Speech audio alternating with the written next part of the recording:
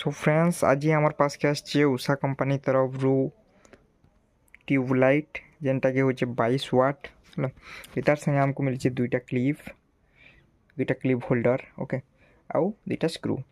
तो आसुन ई जेन ट्यूबलाइट अच्छे तार रेट काना पड़ुछे एबे मैं आपन को डिस्कशन करमी। इटा हेवी ब्राइटनेस है 6500 किलो इटा ओके। तो इतार प्राइस मुई आप लोगों को एबे रिवील करमी।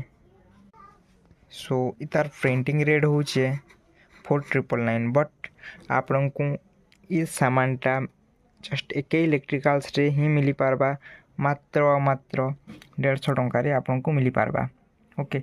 आउ जेन माने यूट्यूब चैनल के सब्सक्राइब करी यूट्यूब चैनल देखी करी आसबे से मान को आउ 20 टंका डिस्काउंट हेबा 130 रे आप लोगों को मिली पारबा। रिटेल होलसेल आप लोगों को दुईटा अवेलेबल हेबा। Thank you.